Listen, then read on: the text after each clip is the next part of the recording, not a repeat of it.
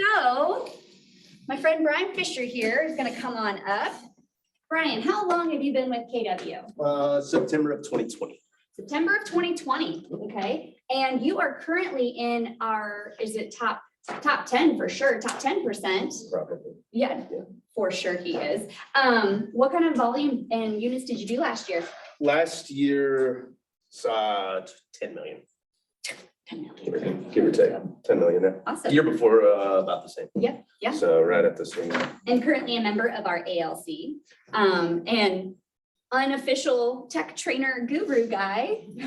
Sorry, I'm just pulling No, up you're my good, you're good. little lesson plans I was going through. Oh, for sure. And then this is the screen that they have too. And then let's see what's on the chat. All right. Yeah. So about 10 million the first year, roughly the same second year.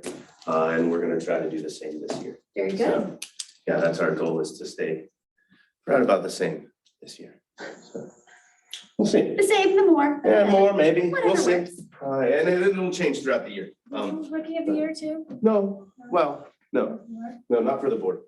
So, but yeah, so a little history. I just started 3 years ago. I'm retired from the Air Force, so I have a little bit of I know that it's stressful sometimes when you're just getting started in real estate and you're like, well, where's my next check coming from? So I'm gonna be completely honest, I had a little bit of a head start than most people did, and also a little bit of less pressure, so to speak. So I understand the pressure that you guys are in a lot of ways, but didn't experience it myself. So regardless of the pressure, the activities are the same.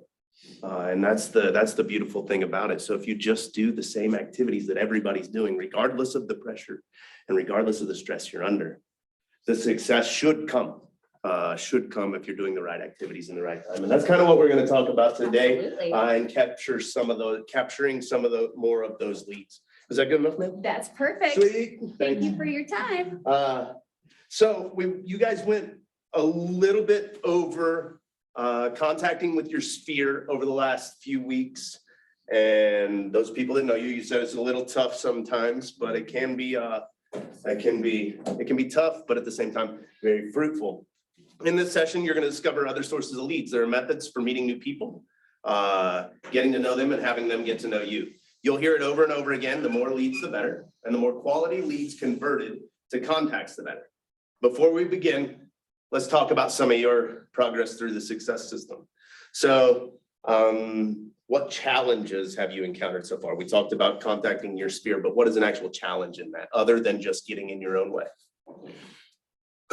Sorry to just. No, that's okay. I'm just thinking. But that's what I heard in the. Yeah, in the I response. think a lot of it is just my own kind of mental and getting over that, because the people that I have interacted with, the majority of them are typically for me. And so realizing that and then being consistent in that has been a challenge, but I know that it'll pay off once Yeah. So do that. yeah, and when you said that, I think back to an old quote that one of my old mentors has put on Facebook, and almost puts it every year. Half of the people on your Facebook feed are just waiting for you to fall on your face. But you only need 3 or 4 people that really want you to succeed, right? So my thing is, people want me to succeed, just not more than them, right? So I just need 3 or 4 people that want me to make $30,000 a year, and I'm good, right? And that's it. I just want to do less than them, but you see, so a little bit of that type of mentality of I want to talk to the people that want to help me the most. So I get that, and there are a ton of people waiting for you to fall. Find the ones that are going to help you be successful. They're in this room, right? So with your accountability partners, was everybody able to get together with the accountability partners over the last couple of weeks? Good. How did that go? I'm loving it. Cool. Script practice. Yeah. This morning. Anyone else? Did we have an opportunity to? Did we text our accountability partner and ask them, hey, how many contacts did you make today? Are we holding somebody else accountable in expectation that they hold us accountable? So things like that. Reach out.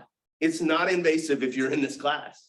It's not invasive. We want you to be successful. You want other people in this room to be successful. If your accountability partner is not reaching out to you, text them. How many people did you contact today? and just see what happens. Maybe you motivate them to come back to class or to get online or whatever, and vice versa. Maybe it motivates you. So today we're gonna cover. Where are we at? Am I on the right one? No. Today we're gonna cover systems at work. Let's consider.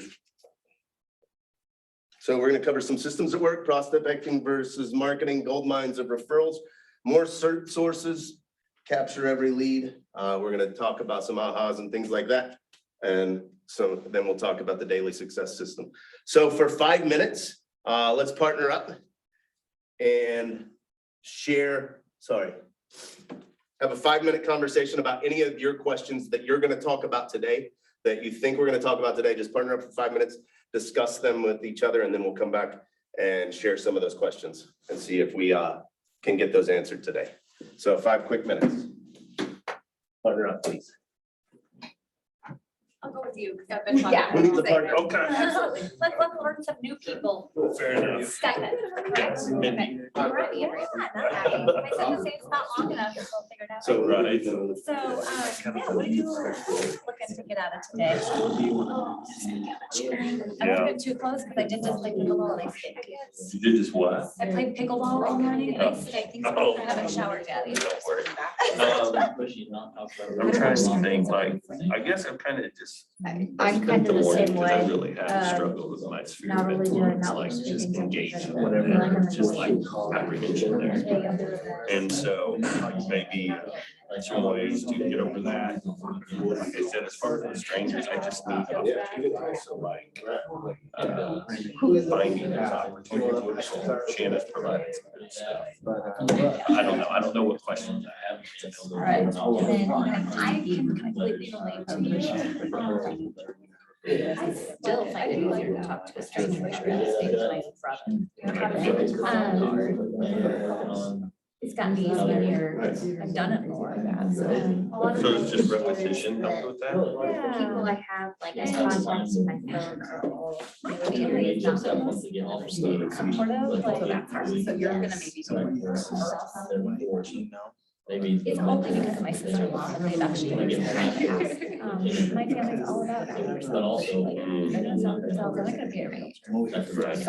Right. So I've had that hurdle just within my own family, but it's interesting. And in it, long enough that.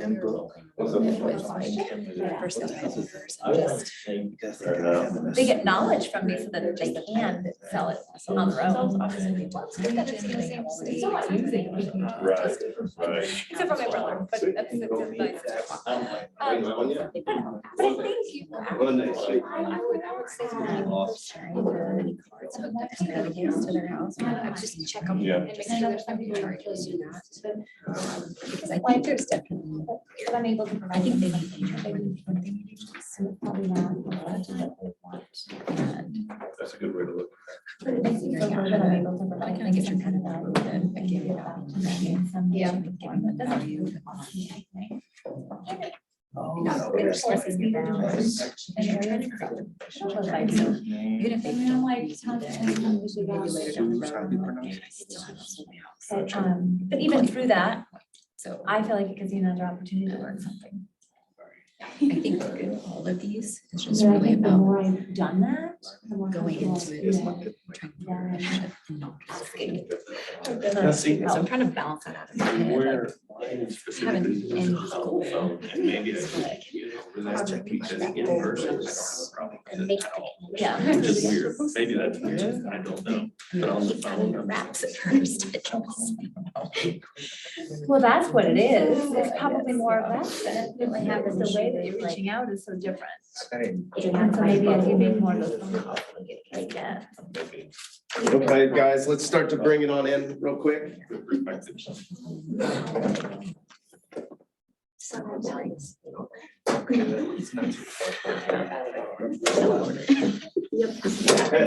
Anyone who's willing to share one thing their partner said would be awesome. So one of the questions that you have or your partner has that you think you might get answered today, what would one of them be? We talked about like kind of getting out of our comfort zone and being able to reach people and not be pushy. Cool. Yeah, we talked about the same, right? Yeah, not being pushy, getting out of our comfort zone and talking to more people. Cool. Awesome. I think we're gonna get through some of that. Anyone else? Just finding ways to interact with your sphere of influence more easily. Okay, some more methods to interact with your sphere. Sure. I think just like understanding, like you're trying to add value, you're trying to bring some sort of expertise, and when you're new, you feel like you don't have any expertise to bring. So just maybe focusing on a few things that you could know before you, Some things that you could offer. some things that I could offer. Yeah. Yes. Some things you could offer to somebody Yeah. in order to solicit a response, right? Something like that. Cool. Yeah. Anyone else? I know it's in your wheelhouse, so I'm just Okay, gonna throw fine. it out there. When you say that, he is amazing at finding data and having facts and It knowing takes the statistics. tons and tons and tons of looking and researching. Yeah. So, and then writing them down and memorizing them for that day. But yeah, but they change every day, right? So it's a constant education, and it's part of that is being a script practice. And talking with your team or your accountability partners through those things. Do you But have yeah, like daily things you check though every day? Because you seem to have a very good handle on the market. Not every day, no. No, It's about every week. yeah. But you have consistent sources. Yeah, it's the MLS. Well, so Mike's numbers come out every Monday. We use those very, we'll get into it. Let's get into it a little bit more. We'll get to it, okay? With that stuff for sure.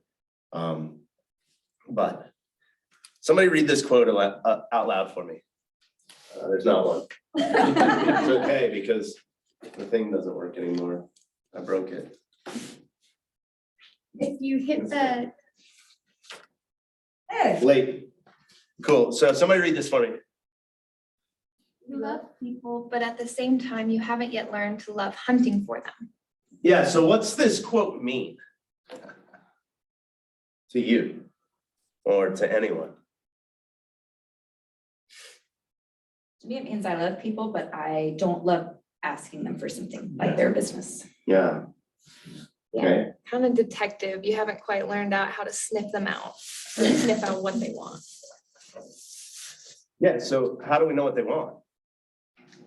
What types of people are we looking to hunt? All, All of them, sure. anybody who's gonna buy or sell a house. Okay, cool. So anybody who's ready, willing, and able to buy, sell, or invest in real estate now or sometime in the future, right? Somebody that we can continue to communicate with. In this session, we're gonna learn more sources of leads so we never run out, and then we'll love hunting. Our objectives for today are to gain a deeper understanding of how to create and disseminate lead generating messages, and also to be able to expand your referral strategies. By the end of this session, you should choose your top 4 sources. So everybody write this down. My top 4 sources are going to be, I'm gonna choose those top 4 sources and lay out strategies and timelines to generate leads from those sources. Okay? Makes sense. So not only is this just sit here and listen to Brian talk, but it's also, we've got a little bit of homework on the back end to come to some sort of, this is the thing, these are the things that I'm gonna do for the next however period. Cool. Questions so far? We said that all along that KW is built on models and systems. So naturally, there's a simple system for catching more leads. It's a system that you'll find works.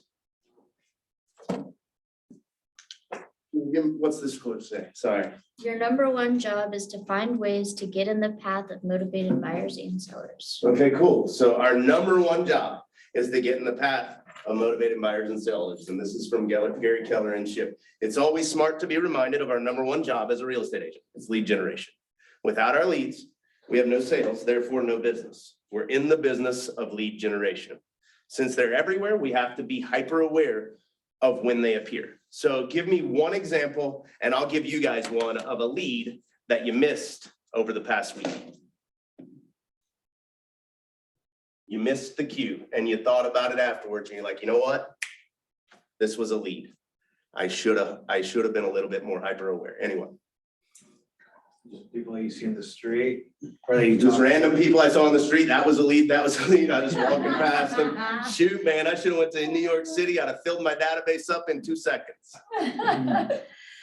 Well, I was out and I thought about it. I met somebody who was going through a divorce and I thought about it afterwards. Yep. But, and I thought, I didn't necessarily not think about it in the moment, but I felt too awkward because I didn't know what I should have said. And Okay. so I knew I was missing it, but it was an intentional miss. I guess. Sure. And then I kind of went back and thought about what I could have said. Yeah, so being aware of it, Yeah, what's the intention now? Are we going back?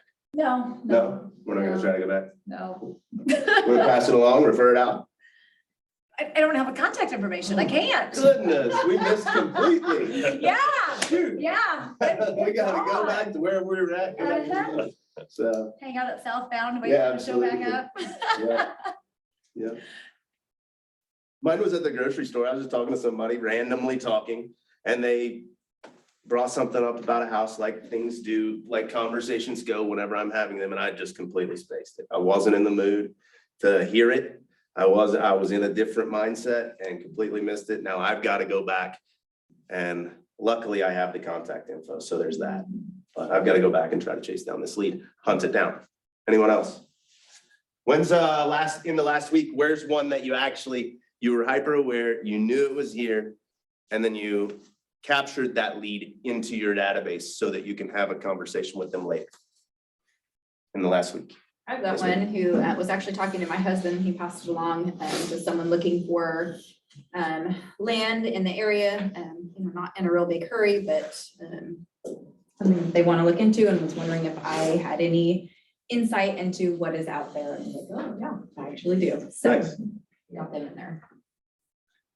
I had someone at church come up to me and they were looking for some advice on a property that they're thinking about selling. And so I basically said the questions that he had, I said, well, I don't specifically know that, but I'll go find out, and told him I'd get back with him within a day or two and getting that info from Shanna and follow back up. Awesome, awesome, great job. Lead generation, when we're generating leads, should always be purposeful and intentional. This slide depicts the system to help make your lead generation more purposeful. We call this the message and the method of your lead generation. The 2 M's. It's about having a message and using a method that drives our message to the desired audience.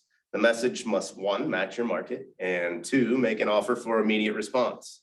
Something we talked about a little bit before, right? Match the market by doing what? What should I do? It's in your participant guide. Follow, you guys are with me, right? What can I do to match the market? Is it in there? Yeah, target your audience. Okay, cool. So tailor the intended message to the sentiments and the market conditions of a target group. How can I do that?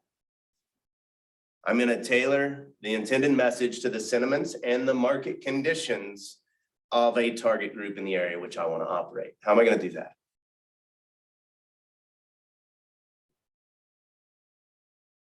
Some ways that I do that, right? So somebody tells me they want to be in NICSA, I'm going to go find NICSA statistics.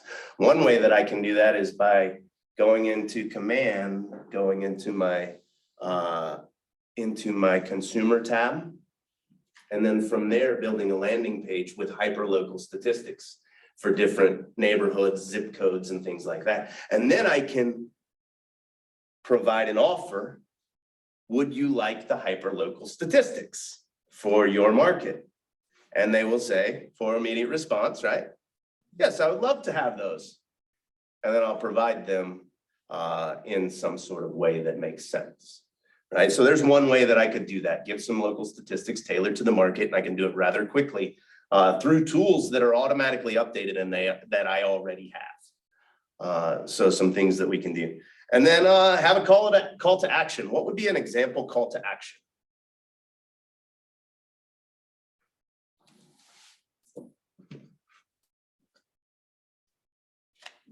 So if I was asking somebody, I'm delivering a message, I'm saying, hey, I've got these super local statistics for your neighborhood at Madison Square in Stratford.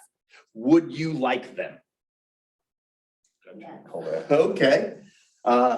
Click here for more info, right? If I'm running an ad, pointing emojis to where I want somebody to go, things like that, right? I'm asking somebody,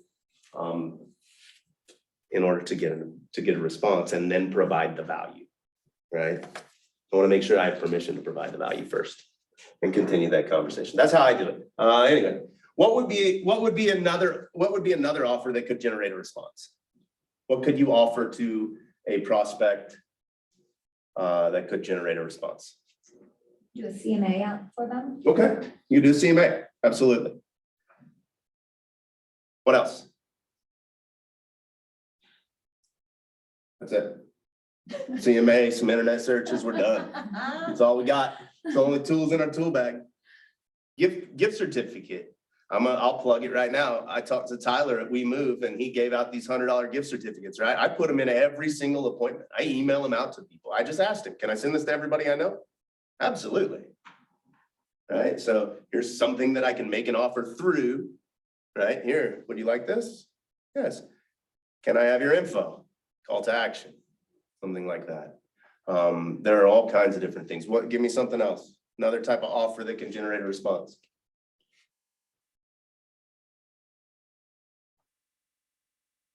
Nobody? Nobody?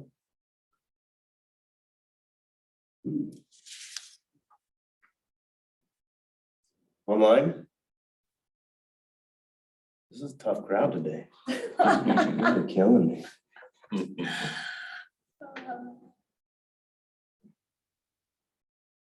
Awesome House just came on the market.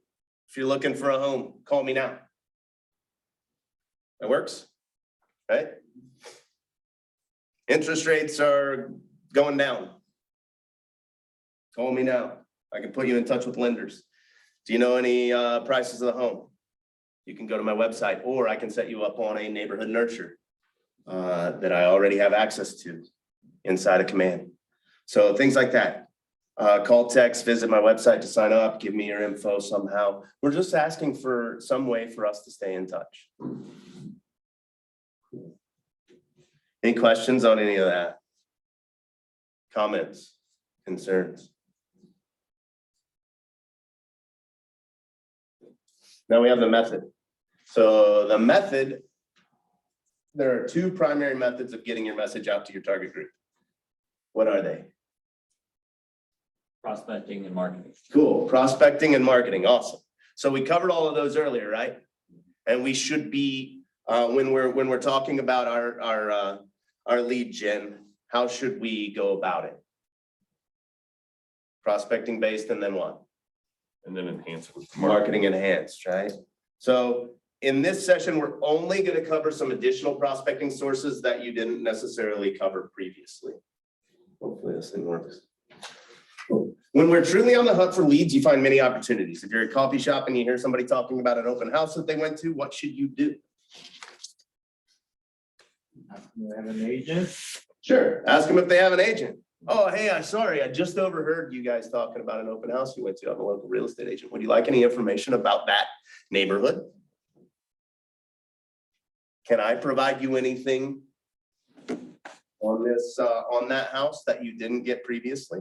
Did you happen to see the disclosures on that house? I'd love to email them to you. What's your email? Different ways to hunt info. Ask for, offer something and then ask. This is a give and take, right? We are providing value to people on a daily basis that they need in that time. And when we provide that value at the right time, normally they'll say yes to us. So first, approach them. I heard you talking about the open house. Are you looking for a house in this area? Second, connect with the individuals in a way that builds rapport and trust. One of the ways is to ask questions. What are some questions that you could ask a prospective buyer or seller to gain some trust? How's your family? Okay, who is he? How many kids do you have? So they'll bring it up. What's your wife's name? What's your husband's name? They'll bring up, my husband said this. Great, what's your husband's name? Getting the info, writing the notes, staying curious. And if it's appropriate, ask to meet them at a later time to discuss the situation a little bit more. And then don't forget the Ford method, which is what? Family, occupation. Recreation, dreams. And dreams. So how would I go through a quick, if I wanted to get all of those things from somebody? What are some questions that I could ask to get their family information? That aren't too intrusive, just curious, but at the same time, what are some things that I could do in a normal conversation? Let's play it. Who all lives with you? Who all lives in the same house with you? Sure, it's my wife and my 3 boys. Oh, are you done? Okay, oh, that's really interesting. What do you guys like to do together for the weekend? We like to go to big shots and hit golf balls. Nice, pretty active person, huh? Yeah, absolutely. What about swimming? You guys do a lot of outdoor activities? Just golf at big shots. All We right. like to drink beer and try not to fall off of the thing. So good, right? Maybe ask names, Yeah. maybe get names, info. How many bedrooms are you gonna need in your next house if it goes down that road? Things like that. Find those dreams and occupation, those types of things. And then just ask questions. Any ahas so far? What happened here? Who broke that? Me? Any ahas so far? I can fine tune a lot of my questions if I Sure. practice them. Yeah, that's quick. Anyone else? Just approach people. Don't be scared to ask them. It's easier said than done, right? Yeah. Sure. Offer Go something- ahead. Offer something and then ask for contact info. Yeah, make an offer for immediate response. Sure. Anything else? No. Cool, isn't it fun? So when you're out, when we discuss prospecting and marketing in earlier sessions, we're gonna go a little bit deeper into them. Lead generation is a contact sport. I love this quote. It's one of my favorites. It means making contact with people through prospecting as well as marketing. So what does this mean to you guys? You have to get out of your little comfort area and Yeah. actually reach out and touch people. Sure. You can think about it all you want. You can get really good at things in your mind. But until you're actually reaching out to people and delivering messages, you're not gonna have any business. Anyone else?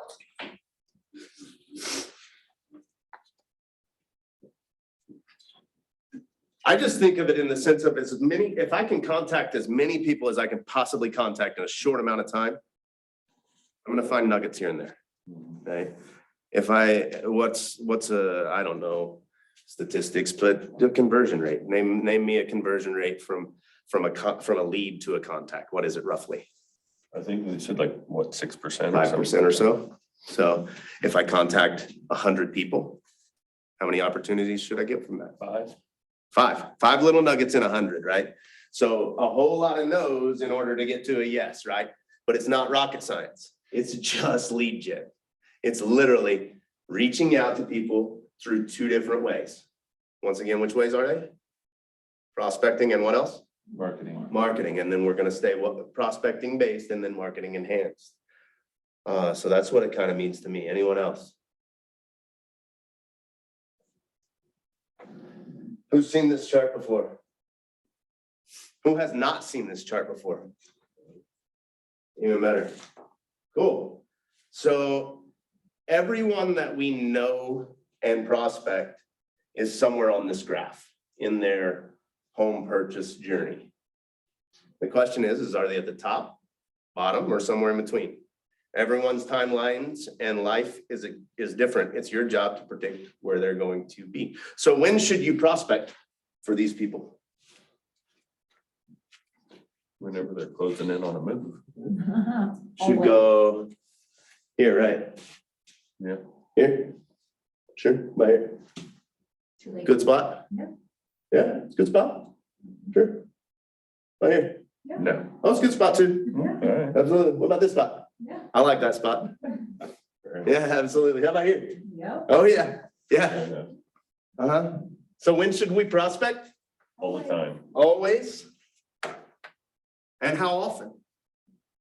consistently. Consistently, always prospecting for new business, new leads. And then every single lead that we catch and we build a relationship is a potential buyer and seller. So how do we process? So once we've done all of this, and we prospected. We saw this in session 5, right? And we talked about prospecting based and marketing enhanced. What are some differences in the two?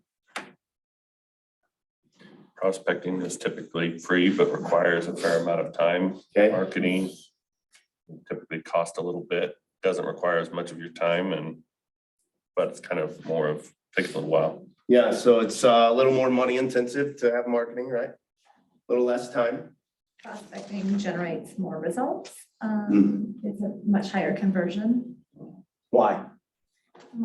It's typically going to be done one-on-one or, well, always, I guess, done one-on-one, which just increases your chances. Yeah. It heightens the relationship. It's more personal. So why, other than those reasons, why is it better to be prospecting based and marketing enhanced? Prospecting, you know what you're doing and you're going after it. Marketing is kind of more of a just sit back and wait. But if you're prospecting, you know what you're doing and you have an intent to do it. Mhm. So what are some ways that you can prospect or that you've learned so far to prospect for leads? Reach out to your SOI. Your SOI, reach out to your SOI, how? Text message, phone call, email, Cool. however. Just want to make sure that we have some methods, right?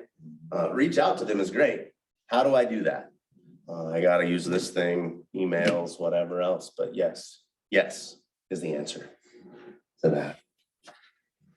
What else? What are some other reasons that it's better to be prospecting based? Less money, go ahead. Also, whenever you're interacting with someone face to face, I mean, there's gonna be more of a connection there and you're gonna be able to read the situation and kind of intuitively meet maybe their needs a little bit better than a broader marketing would. Yeah, so the last 2 sessions were on what? Open houses and social media, right? So prospecting will also help support awareness and lead generation around those open houses. And social media can be a little tool for you to market as well as prospect. How can it be both? What are some ways that it can be both? Prospecting and marketing. Or how can you use social media to prospect? How can you use social media to market? One of the things that I've done is I'll try to make a post and then whoever post on that, message them individually and try to connect with them because they're already reacting to what I've put up there. Mhm. I'll tell you one of the ways that I do it. So I have a pretty wide sphere worldwide. I send referrals to other agents throughout the US because friends of mine are moving from state to state all of the time. Slide into the DMs, so to speak, offer to help in their new area if they want, with an expectation of an immediate response. So it's one way to do it, if you, even without being in this area. So it's one of the things that we do social media wise. So list the prospecting sources here. It's inside of your participant guide as well as the Millionaire Real Estate Agent. So there are many prospecting sources to share your message through. Which sources on this list have you guys tried? Or do you use on a regular basis? Or Fishbowl. Okay, so how? You just on Zillow, just look them up and call them. Okay, cool. And what's your message? Depends, you know, sometimes I get straight to the point, sometimes it just depends on how the conversation's going, to be honest. Sure. I'm not very good at them, but I'm slowly getting better, Yeah. slowly getting better. On a 1 to 10, how good are you at calling and converting for sale by owners? Oh, not very good. Yeah, that's on the scale too. That one counts. I'm on that scale sometimes too. It's okay. Yeah, I don't know. So what are some other sources, methods that we've used, that you guys have used?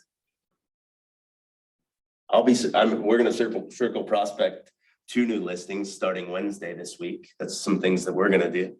I pulled down some call lists, so. How would you do that? Do you guys know? Have you ever circle prospected anything? A new listing or anything? No? No, anyone? Is that someone else's listing?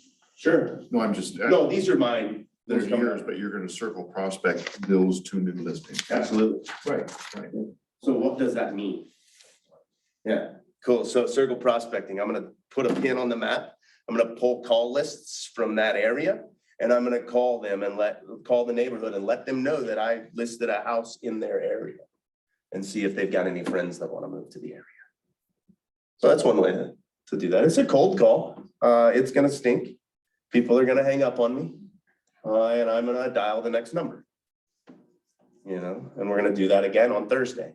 And we're gonna do it again on Friday. We're gonna do that for our open houses that we're having this weekend. We're gonna make those calls. And from that, it's a ton of prospecting. I'm probably gonna dial, we'll say I get in touch with 100 people, over 500 or 600 phone numbers. I should be able to find some potential leads out of that, right? You guys can do that. You can call and circle prospect, call me and say, hey, Brian, I saw you got a listing that's out there on the market. Can I circle prospect it? Sure, go for it. Have you already called? No, why? Is that something you can do in command? I'm still learning command. Pull the call lists? Yes. No, I use a third-party service for that. Okay. Yeah, And when he says circle prospecting, it doesn't have to be a phone call. no, it doesn't. So Right. what we talked about with the open house, she was talking about going to the neighbor's house and knocking, and that's part of it. I was just kind of curious too, how you got that information. Yeah, I pull it off of third-party databases that we use. So I use Redx is what I use. You're looking for one. There are millions of different Land Voice, Redx, Mojo, Dialers. There's a million different ones. I think they pretty much all do the same. I think it's personal preference more than anything.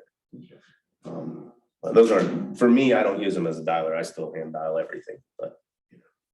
So, what's missing? Up here. You guys learned about it Friday. Open houses? We didn't have it, the social media. Class. Oh, you didn't have that class? It- Never mind. It got. You didn't learn about it Friday. You were supposed to. We were supposed to, right. Shoot. Well, there you go. So how many sources do you think you should focus on? Four. The answer earlier. Four. So Keller Williams surveyed the top agents throughout KW and found that they focus on their 4 top sources to get the best return.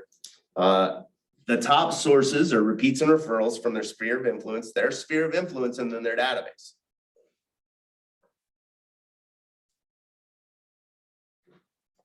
I hear 3. So we get to pick 4, right? So out of that list, you get to pick your 4th. Because if the top agents are doing those 3, probably those 3 are useful, is what I would think. Let's see, is this another page? Cool. So looking at the list, what sources are you guys going to consider pursuing? Community outreach for me. Cool. And how? Well, I do like to do some volunteer work, so whenever those opportunities arise, I like to participate. Those could be a little bit inconsistent. I don't necessarily have them on my calendar. Recently, I've started doing playing pickleball. And I'm thinking about renting facilities and being able to provide that too. Pickleball, that's a thing now, isn't it? It is, That's a big thing. it's a thing. Yeah, that's a huge thing. Door knocking, I heard some people talking about door knocking this morning. So that might be something that someone uses. What else? Prospecting. Cool. Does anyone do booths at? I was gonna say, I was thinking vendor events, booths. My wife does a couple MLMs, so. Yeah.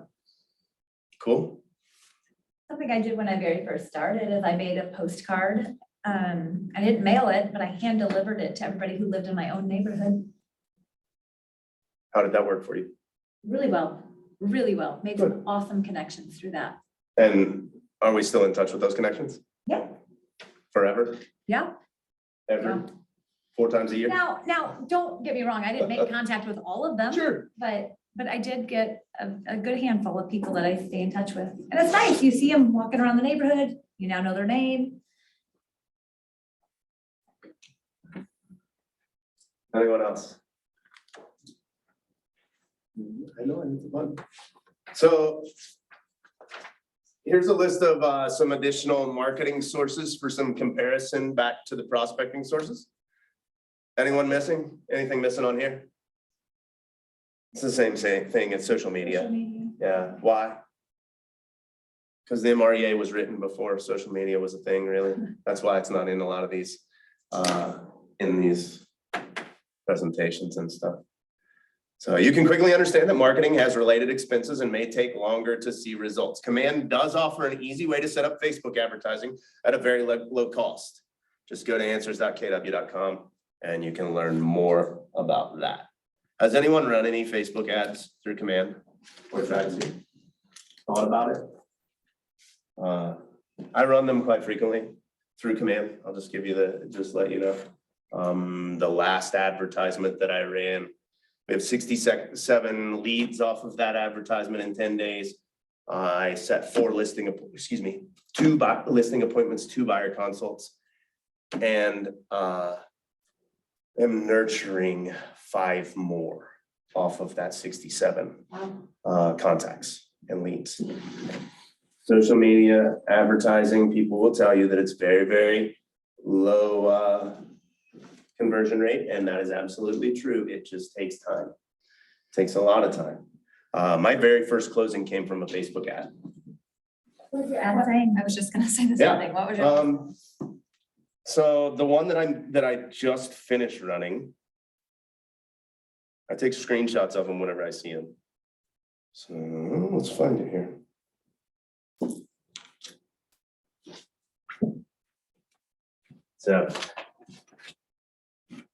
So it's, I do a collage photo. Thinking of moving to the outskirts, question mark, 3, picture of a bed, 3, picture of a bathtub on 3 acres, only 20 minutes. Yeah, and 20 minutes from pictures Springfield, yada, yada, yada. 30 Click more below pictures. for more. Here's 30 more pictures on here. When you hit that, it's the collage photo, so it just pulls up my lead form. Because I'm sure people are clicking on that 30 more pics trying to get to the website. And then they have to enter from there. Of course they are. Same thing, right? I could hold back my video tours. I can hold those back and not put them in the MLS. And I can say, click here for a home tour, for a video tour. There's an offer for a response, and then I'm gonna get those leads back in. But then again, you have to call them, and it's time consuming and time intensive to convert those leads. And you'll talk about those type of things later. So when you said 67 leads, 67 people hit that plus 30, see the rest of the pictures and put the information in. Correct. Yeah, it was like 700 some that actually hit the photo, Mhm. and then 67 went through the second time, because they have to click twice in order to give me their information. Yep. So yeah, and that was at like $1.16 a lead or something like that. I spent $100, whatever that comes to, 67. So yeah, and and like I said, so I'll get probably two actual customers out of this, and they'll turn into long-term repeat referral customers too. So that's the goal for us. So Dorn, what is a common prospecting method to use with open houses? Having some type of a sign-in sheet. Sure, sign-in sheet, sure. That's not, well, yes, no, that's more of a gather Okay. information. That's more of a capture form. Think of that as a capture form online. What are some things that you can do to make your open house more effective? Inviting the neighbors, Sure, social certain media prospect it. posts, Yep. telling them to come. Mhm. Signs. Signs, The door knocking. go to a knock, absolutely. What are some other ways? Can you do a Facebook ad on open houses? or- Absolutely, you can. You can do a video. Do a video online, sure.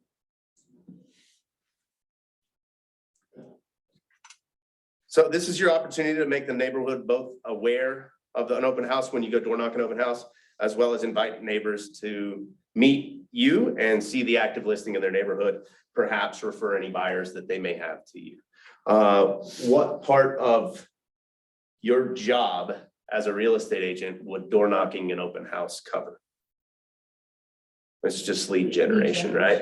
It's just lead generation. So the only part that really matters. Any ahas about prospecting and marketing as lead generation activities? I didn't know that you could do that, the +30 to capture the information, like, that's brilliant. Oh, sure. I like Yeah. that. Yep. I stole it. I didn't come, I'm not that smart. I think it was on the December database thing that they did online. Somebody said something about it. I just took a little note and tried it. The last 2 ads I've had under $1.30 per lead and much more conversations with those people. Many more conversations. So any other ahas? I think usually like social media for our referrals in other areas. I'm just thinking about the people that are here. Yeah, social media and other areas, it's really easy when people are moving and you see it. It's just having that extra thought. It's a hunter mindset.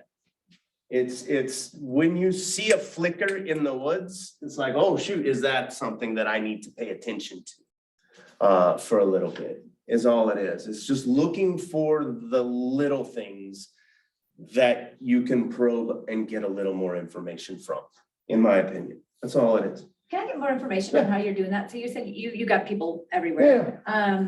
What is, first off, the spark that makes you think, ooh, I need to do this? Sure. And then what is that actual activity? Every single person that I know that's moving puts it on Facebook. Yeah. No matter what. Hey, I'm moving to this area. Yeah. Cool. Congratulations on the upcoming move. Boom, then I'm in their DMs very quickly. How can I help you in the area that you're going to? If I have somebody that I know that I can refer them to and they do a good job, like I'm not gonna do that. And then I can go interview too, but I called a lady out in New Mexico last year and just had a conversation and realized that she was not the right agent for the people that I was sending to her. And I just told her, I was like, yeah, you're not, I'm sorry, but I'm gonna refer them to somebody else. And then I had the conversation, interviewed the agent again. They had a great experience when they moved. So it's always on there. It's always on Facebook. Somebody puts them, oh, we're thinking about moving to this area. Okay, cool. When you go there, I may or may not know somebody. If I do, if I don't, I'd love the opportunity to interview some people for you. And then I'll provide you that list. Because as a professional in the industry, I should know the questions to ask for when I'm looking for an agent in another area. So, and it's people that trust me. It's not, people that don't trust you aren't gonna say, yeah, sure, give me the referral out there. But yeah, I think I sent like 12 last year. 12 out-of-state referrals, something like that, 10 or 12. Significant amount. And what you're finding those agents, are you going with KW? Are you going on the, what is it, KW? It's not. It depends, yeah. So through KW command, in the referrals section, you can go out and find agents nationwide and look at their statistics. People can find you. You can see what communities that they're a part of, all of those different things inside a command. So, and then I have friends that are in other areas too that aren't necessarily with KW that I used to work with and are agents now, and I send business to them. So, yeah. Let's talk about a gold mine of referrals. Many agents are going to miss out on different referrals, yet they can be an easy and lucrative source of leads. We're going to talk about different types of referrals and systems to put in place to make the most of the referrals. We're going to look at client referrals, agent to agent referrals, worldwide referrals, and business to business. Worked perfectly, didn't it? Sweet. As mentioned earlier, top agents rely on their sphere and clients as their greatest source of referrals. Some agents even say 90% of their business comes from referrals. It begins with setting the expectation with your sphere that businesses run on referrals and that you trust them to provide referrals of people they know who have a real estate lead. That's it, right? Just let them know. Yeah, set the expectation, then provide value. We have to be deserving of their referrals as well. And then we have to be referable as well. The relationship with your sphere and your client is meant to be reciprocal. You provide value, they trust you, they know the value you provide, and they refer their friends and family to you. The value exchange never stops. What are some ways that you can provide value besides the 3 listed up here on the screen?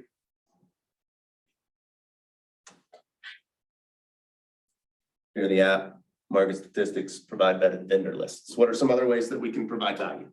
CMAs, sure. Can negotiate well for them. Negotiate well for them. So, Okay, how do I know you're gonna do that?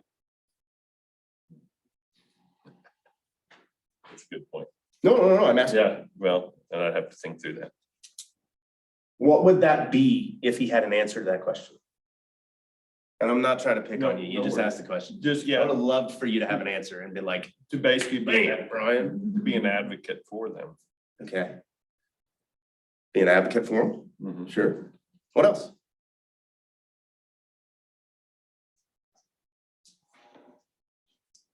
What other offer can you make?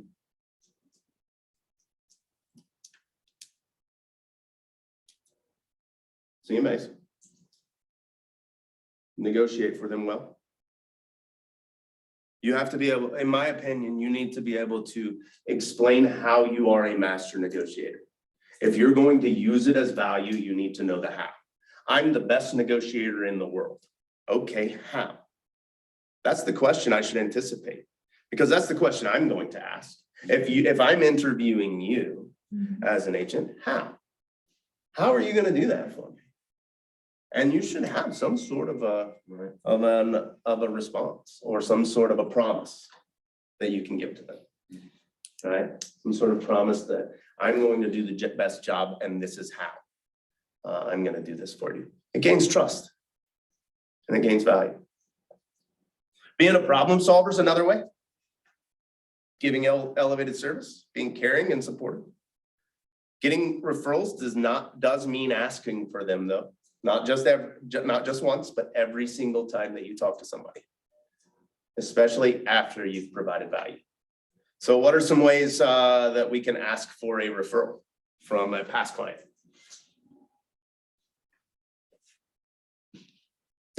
What are some reasons that I would call a past client? Let's start there. Their 1-year anniversary or something? Cool, home anniversaries. How would I know that? How would I know that it's their home anniversary? Command. It's somewhere in some sort of database, right? I don't care if it's command or whatever, but it's in some sort of database so that you can remember it. Home anniversaries, what can I do? Birthdays, cool. What else? What can I do for a birthday? Send them a birthday card. Sure, absolutely. And then Follow up with them. follow up with them to do what? Maybe take them out for coffee or something. Hey, happy birthday. Did you get my card? Yeah, I got it. Thank you so much. Awesome. I just wanted to make sure you're having an awesome day. And don't forget, if there's anything real estate related that you or anybody you know ever need, I'm here for you. Did I ask? Kind of, in a way. It was a statement, but a question mark at the end. Just one way to ask. Do you know anybody that's looking to buy, sell, or invest in real estate? Hey, remember that time I did a great job for you? I read something this weekend or last week. I'm using it. I'm gonna put it into every script that I ever write. Remember this when I ask you for a review. Remember this time whenever I ask you for a review later. When I do a good job for somebody or I refer them to a good contractor, hey, remember this whenever you write a review for me later. Cool, or whenever I ask for it. And then whenever the client's done with that, you provided value, right? You could go back, even though that person is not they haven't bought, sold, invested, nothing with you yet. You could still get them to leave a review on your Google page. Nothing wrong with that. So you provided some value. And you can ask them for referrals. Hey, I'd love to provide this type of value to other people. Do you know anybody who's actually looking to buy, sell, or invest in real estate? you know, to the person that you just provided value. So when's the best time to ask for a referral? After you've done something awesome for them. Yeah, when they are smiling and you've done a good job and you've done something awesome. At the consultation, contract, and of course at close is when they're usually the happiest, hopefully. Hopefully. But. Did we go too far? I don't know where that one comes from. So there's a few conversation starters in your participant guide when it comes to client referrals. When you receive a referral, whether that referral turns into business or not, it's important to reward the behavior of providing the referral. It can be as simple as a gift card, coffee, treat the referral source even better than the referral. Many agents track the people who provide referrals by marking them in their database and continuing to reward them throughout the relationship. A special handwritten note goes a long way when with your referring clients. Many top agents hold special events for their top referral sources as a reward. And of course, this happens a little bit later in careers when when the cost is a little bit more affordable. And then you can learn about some of these things by viewing the session, Fill Your Funnel with Client Referrals in the series entitled No Ceiling, Level Up Your Lead Generation on Connect. So there's some Connect stuff that you can do there. Client referrals come from agents as well. I think I got 2 this month. Agent-to-agent referrals from outside of the market is great. How? I don't know. They just called. It was one, I'll tell you exactly how. It was a broadcast referral to our market center. And through command, I got an email. I don't know if y'all got it or not, but I got it. It said broadcast referral. And I just hit, yeah, sure. And I put a little info in there that they asked for about our business and how we treat our clients. And then they called and interviewed me this week. So different types of, or a couple weeks ago. What are some reasons that an agent might refer a lead to you? They don't work the area? Don't work the area. I don't work Branson. Anybody in here work Branson? Anybody here drive to Branson? You will? Yeah. Halfway between Springfield and Branson, so You live halfway between Springfield and Branson? Yeah. Gotcha. So I know that now. If I have a Branson lead, maybe I give it to Dalton, right? Dustin, sorry. Dustin. But maybe I give it to Dustin. But Catherine's in Rolla. okay. Where? She just popped up. Sweet, Rolla. Yeah, so if you need somebody in Rolla, you've got Catherine out there. When I collect, especially a lot of Facebook leads, who knows where they're really coming from or where they want to be at. But I promise if it's outside of my area, I will not work it.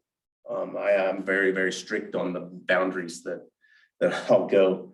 And a lot of it has to do with drive time, but I have that ability. As your businesses grow, your distance may shrink some, which is a good thing. You're starting to get into your areas, but make sure you're top of mind with all of those other agents so they think of you first whenever they need to refer.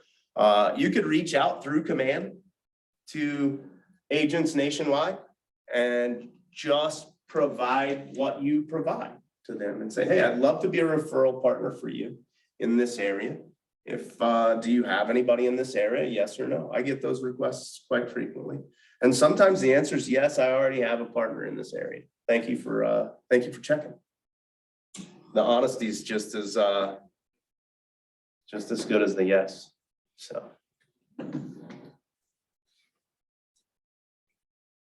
What are some other ways that you can get connected within, agent to agent referral networks? Facebook has a KW referral page as well. Yeah. So tons and tons and tons of Facebook pages with referrals on them, with referral groups on them. Family Reunion, I guess, is a great source of referral agencies. When you go to those things, you can pass out your cards and talk to other agents nationwide. It's always great. You go to a conference. Any conferences? Yeah. Old. Bold trainings up in St. Louis, for the region, those type of things, they're always great. You're not really in this market. You could be a referrer to this area if you wanted to be, or your team wanted to be, who knows?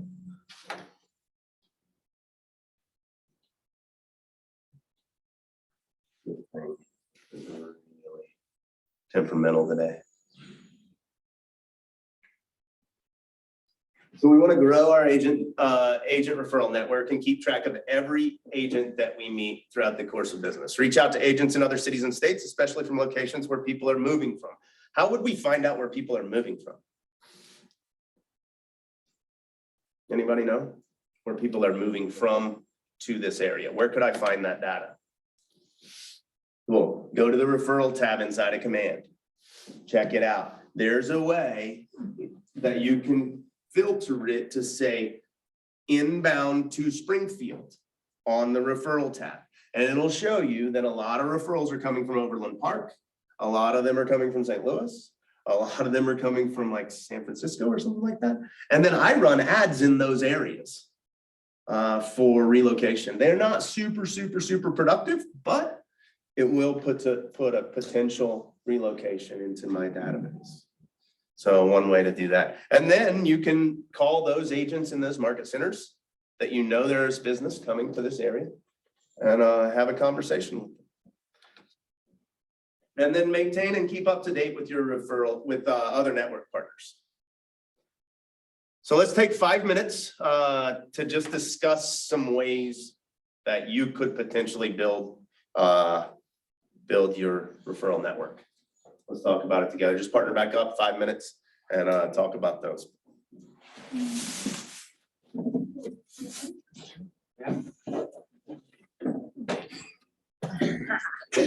Chair has been trapped. All of that's good stuff. It's just Yeah.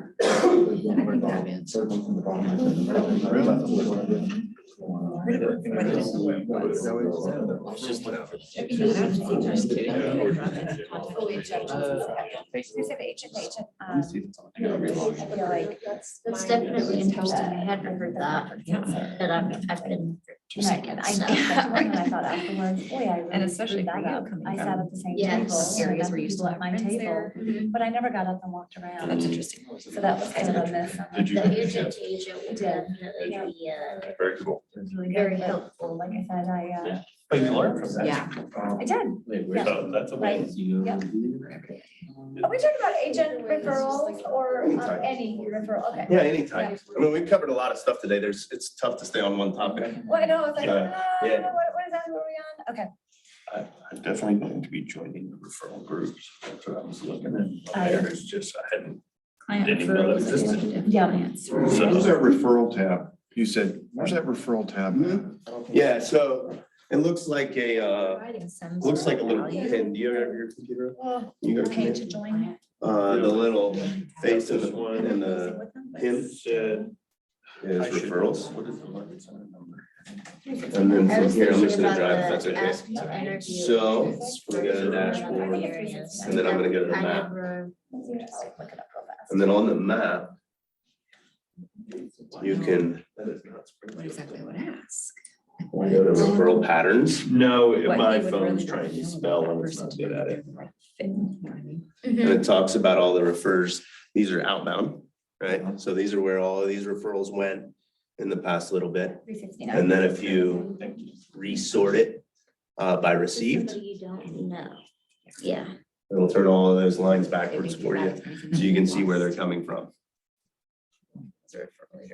Yeah, the one that's 22. Earlier on down the road, you were. Asking them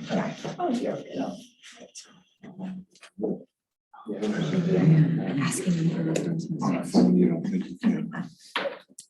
Well, that makes sense, I guess, really, in a way, right? Just gotta- I realize you can't do a lot of stuff you can do on All right, let's keep moving on a little bit. We're gonna talk Might be happy to. about exactly what I kind of just showed you. The referral network on Command is real easy to use. It allows you to find and connect with agents based on location. And then another source, according to the material, is the IRS and censuses. So the US Census tracks domestic migration. The IRS tracks migration by seeing how addresses change on tax returns. So there's some other ways to look at them. But yeah, when you hit this icon, we were just kind of showing it, and then you hit the map, This production dropdown will have referral patterns as well. And if you select referral patterns, it'll show you the lines of where all of the referrals are going to or from for this area. So you can kind of see who you might want to talk to that's out there, or market centers you might want to reach out to.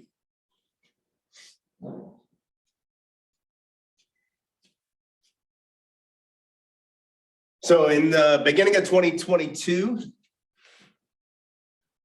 Keller Williams had a presence in 50+ regions, including the US and Canada. So anybody in our network can potentially be a referral partner. So you have the possibility of worldwide referrals. There are people that relocate to Puerto Rico. You can look up people in Puerto Rico. There are people that move to Bahrain. You can look up people in Bahrain if we have KW there. KW is all over the world now, I think 50 some countries. And if you know somebody who's looking to relocate out or back into the United States, those might be some partners that you could connect with.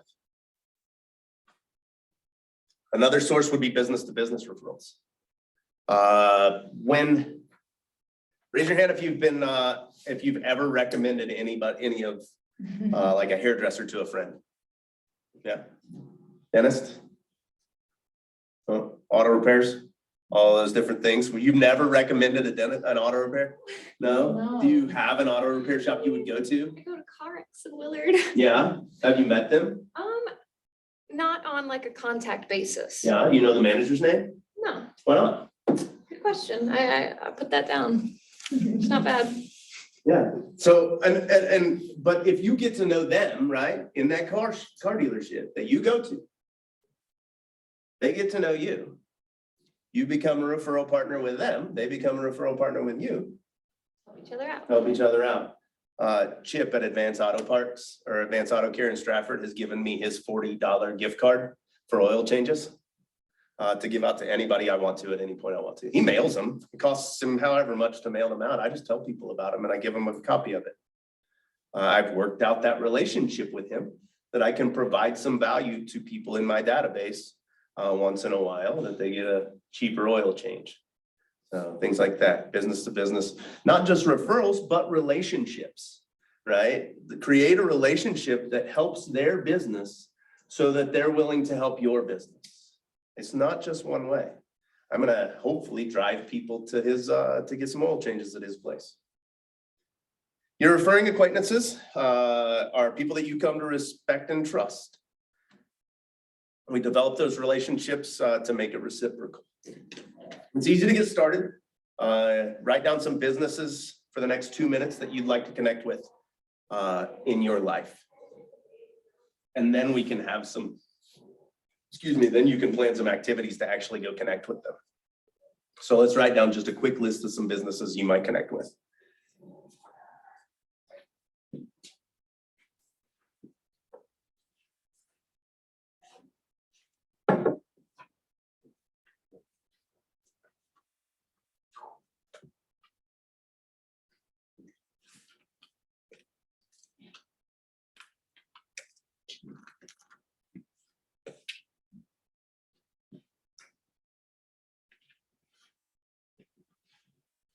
How many businesses do you got down so far? Just like 30 seconds. Just 2? Yeah, You only know 2 businesses? I can think, well, you know, You know what? How many times you break your phone in the last year? Any? I broke mine twice, so I got a B2B right there. With the Apple people or the whatever it is. So I'm just trying to think of things that you mess up. My best referrers are the things that I mess up and I end up having to spend money there. Because if I'm spending money, then I'm spending time. And in that time, I try to make my time useful. So, yeah.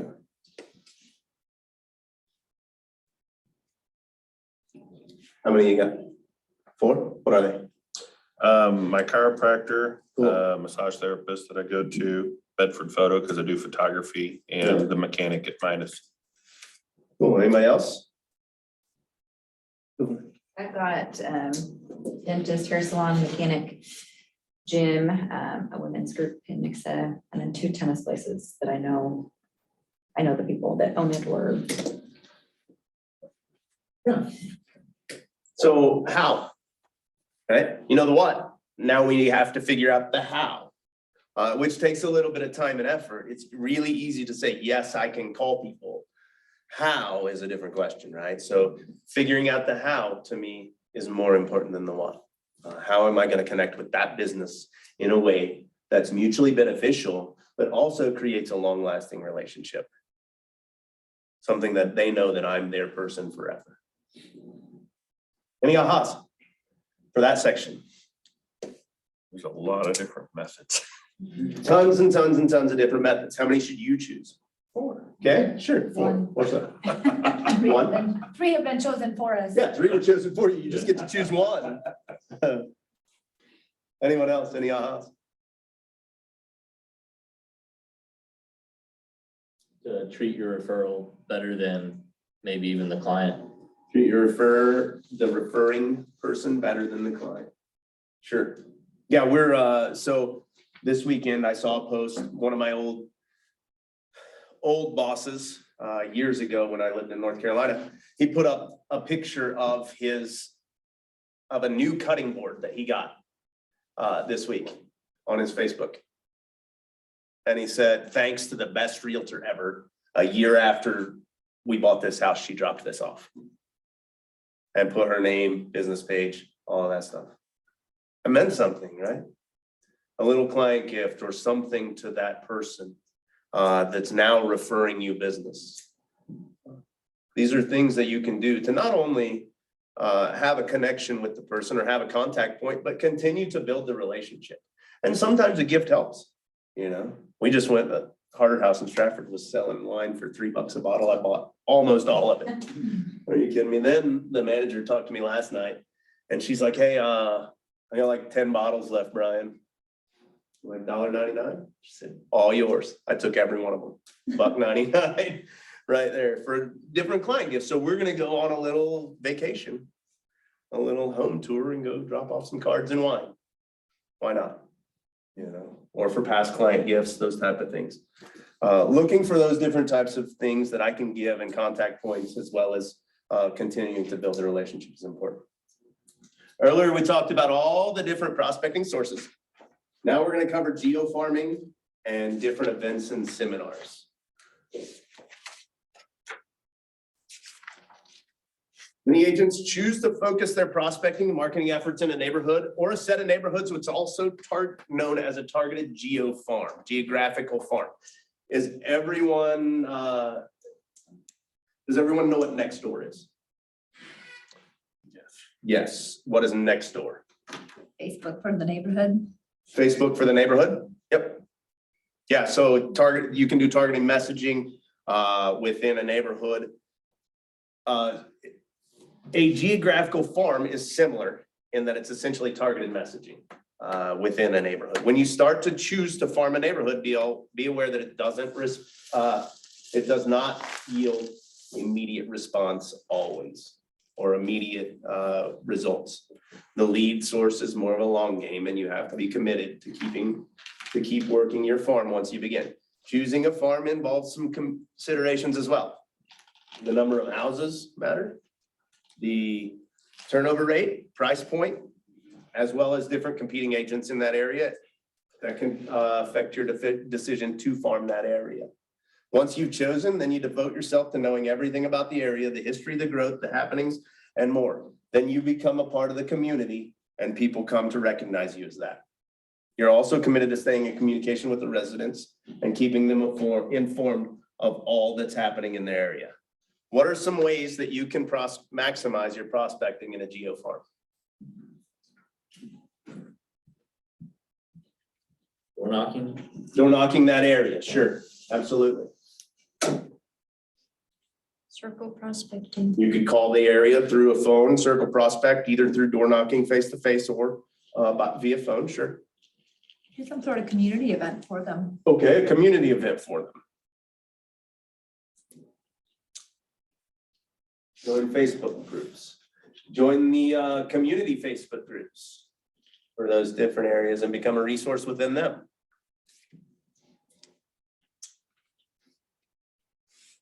What are some other ways?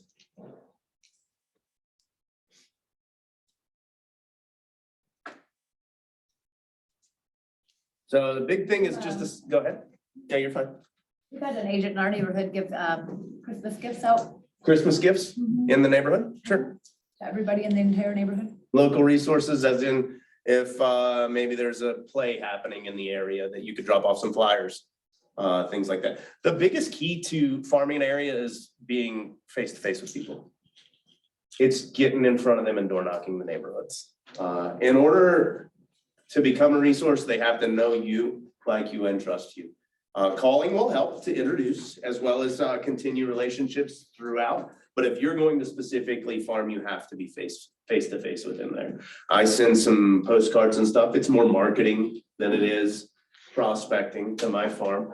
But I'm still trying to build it and I'm focusing on it. So those type of things. I send about 4 a year and then door knock once in a while. So what are some things that you can say whenever you door knock a neighborhood? What are some reasons that you're knocking on their door? Inviting them to an open house or letting them know you have a listing in the area. Yeah, invite them into an open house. There's a new listing in your area. When you walk outside of your door and you see in your neighborhood, you see somebody else's sign, what do you think? Not as a realtor in your neighborhood. What do you think? That's my neighborhood. That's your neighborhood, not as a realtor, Mindy, not as a realtor. What do you think? What's the first thing you think, the second thing that you think whenever you see a sign in your I neighborhood? wonder how much I can sell my house for. How much is that house gonna sell for? So how much is my house worth, right? Mhm. So if I just look at the neighborhood listings, whether it's mine or not, it's a new listing, and I go knock, can I give that information to that farm? Can I call that farm? Absolutely, I can. Does it have to be my listing? Not necessarily. Do I trust that every single agent in this area that lists a house is actually gonna prospect their listing? No. No, not a chance, right? Not a chance. I'm banking on it that they won't pick up the phone and call, is what I'm doing. I'm hedging my bets, and probably 70% of the time, I think I'm right. And if I'm bothering somebody, I'm bothering, they'll let me know. And that's okay too. So vendor referrals. I was gonna, Hey, go ahead. I'm sorry, I was gonna ask a Yeah. question real quick. Whenever you're doing a neighborhood, can you tell how many renters are there versus how many homeowners are there in any way? Yes, I'm sure. So in my system, it doesn't pull that down. But you can tell by the name usually. A lot of LLC names as the owners, things like that. Or you'll see in the neighborhood the same name 5 or 6 times. You know that that's an investor that's bought a few houses in there. It's pretty easy to tell. And those are not phone numbers that I avoid, by the way.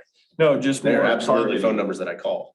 Right. Uh, I was because- just thinking like, homeowner related topics versus if you're renting and maybe looking to buy. Yeah, so when I pull down numbers, it tries to pull the homeowner number. Is what it tries to pull. It Okay. doesn't try to pull the renter's number. It tries to pull the owners out of our system. Now, again, probably 40 to 50% of numbers are correct.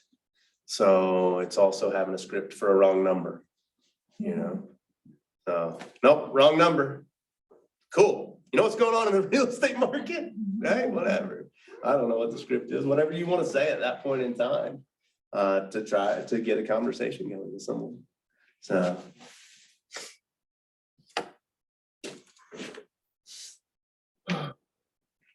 Let's see, I don't know if this was a slide change or not. There we are. When door knocking, please keep safety in mind. We want to make sure that we're partnering with people, or at least letting people know where we're gonna be when we're knocking neighborhoods. If you don't have anybody in this market center, you can always shoot me a text. Hey, I'm door knocking this neighborhood. I'll gladly respond. If there's a problem, let me know. You know what I mean? Text me when you're done. Love to know. And if I don't hear from you, I'll go look it up. I guarantee that there are many people in this market center that would do that for you. Some final sources of leads that we're going to talk about today are events and seminars.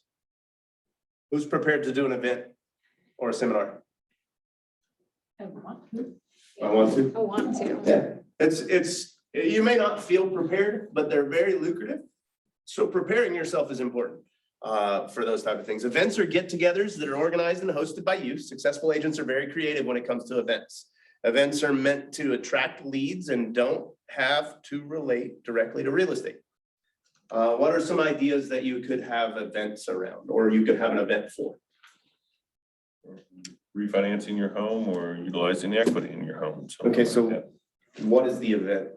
That'd be more a seminar, right? Sorry, Seminar. seminar, my fault, yeah. Yeah, let's talk events for a second. Let's stick on that. So what are some events you could have? Well, something I'm thinking about doing is a pickleball tournament. Pickleball tournament. I've done a Cinco de Mayo. It was at somebody's house that I was trying to sell. and They had a really big house, so I had a band come and did tacos and margaritas and invited everybody to come to it.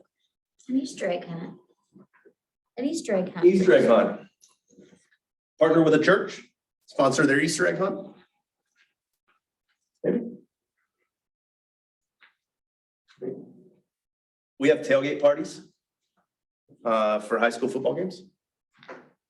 Gonna say some type of barbecue or that type of Barbecues. thing. I Everybody cook hot loves dogs, that. everybody shows up before the game, they come get a free hot dog. Baseball. We're planning on doing some, hey, here's some, so in Stratford, the baseball field's right by a little diner called Joe's. I'm just gonna go drop 100 for some free milkshakes at the first baseball game. Let everybody have some milkshakes. Things like that. It's not really an event for that, but it's an event in its own way. I'm having an event within, and I'm capitalizing on what's already going on to host my event.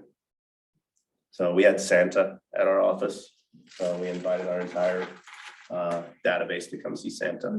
Movies. Movies in the park, All the movies pictures. at the draft house, photos. Yeah, I've seen people set up a photo session in the park. And then they have a photographer that they've taken care of for the day, and people can come get some family photos for free. Things like that. Yeah, all kinds of different events, all kinds of different. How do events. you like advertise those during the event? Like when it comes to the milkshakes at baseball, like Yeah, how do you bring that back to you and who you are? so it's partnering with the business owner for me. Okay. It's just, they're gonna do that for me, whether it's through a cup or a card or whatever, but we'll figure that out as it gets closer. But so how did I advertise like the tailgate parties? It's through social media, through the football groups. I'll text the coaches. I text all the parents, all these different people that are in, and then I'll start calling people and people see them. They see them. And here's the thing about these events.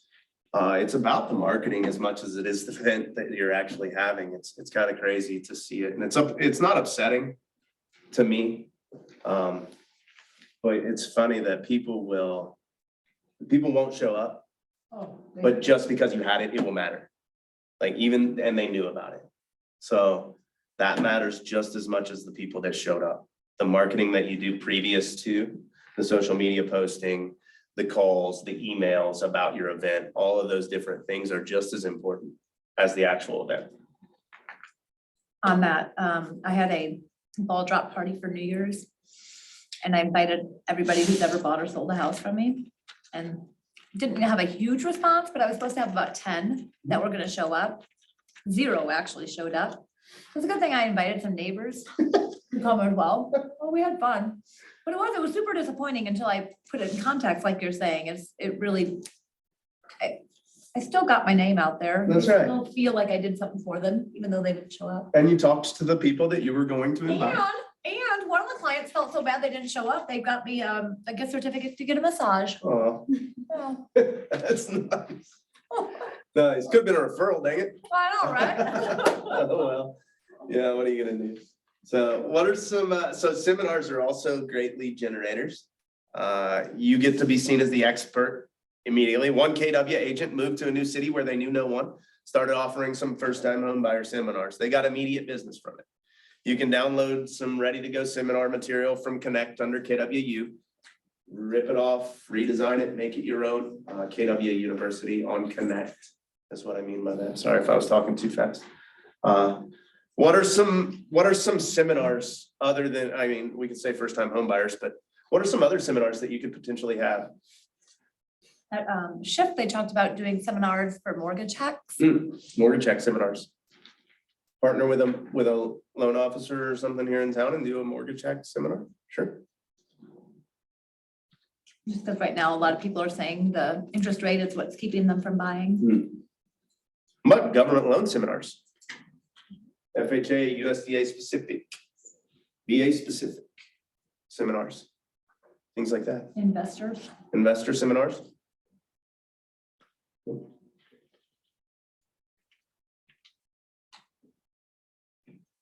Who's gonna put that as one of their 4? You are? Great. Cool. So the other 3 are what? Um, I'm just joking. I got a couple.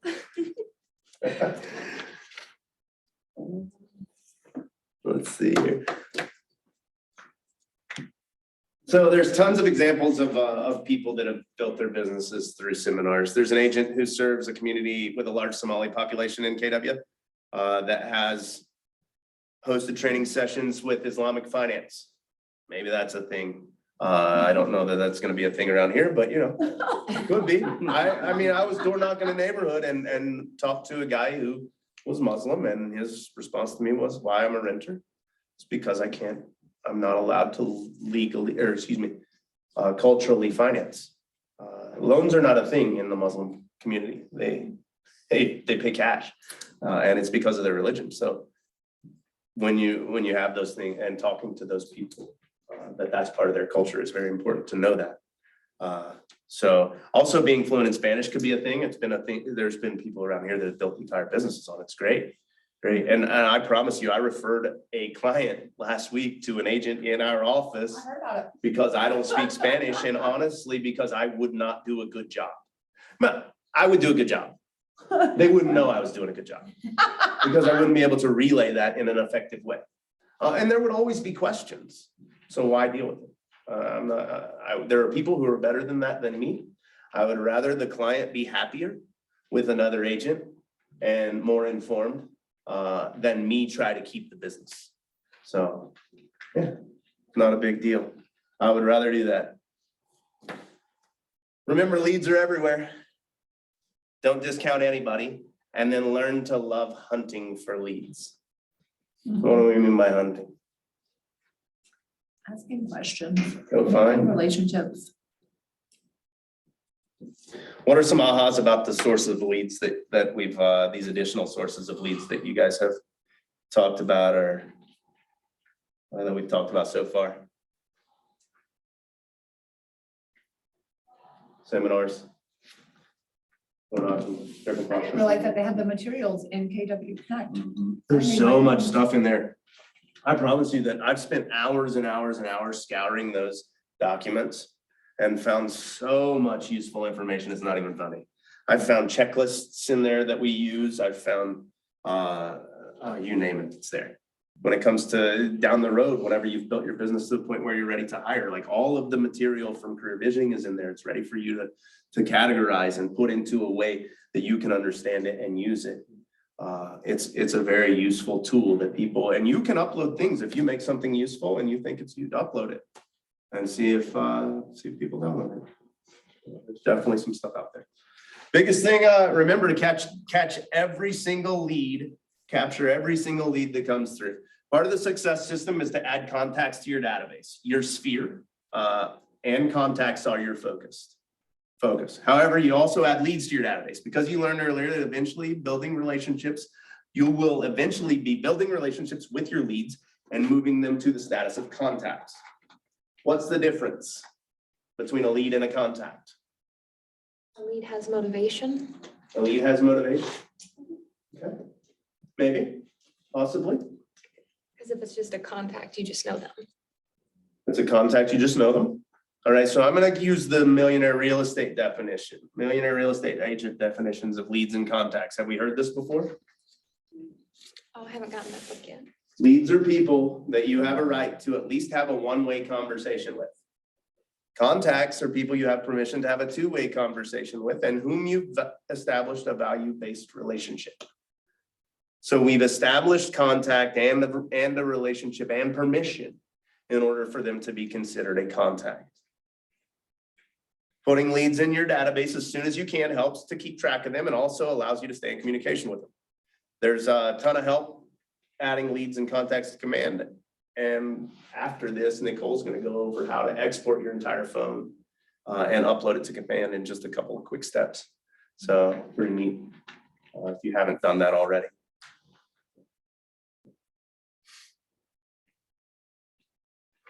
This is the final lesson in the lead generation segment before it's closed out. Read through this slide and take 10 minutes, it says.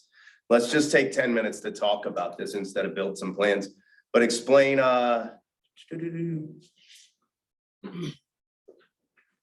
So here's what I want you to do. I want you to look at this list and then check mark the actions that you're gonna take on this, and then we'll talk about it.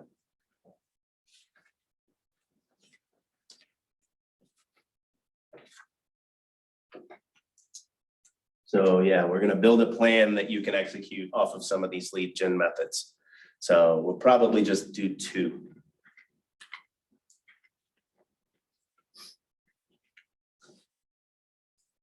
Everyone should already have their sphere checked. Number 1. Number 2 should probably be checked, build and feed your database.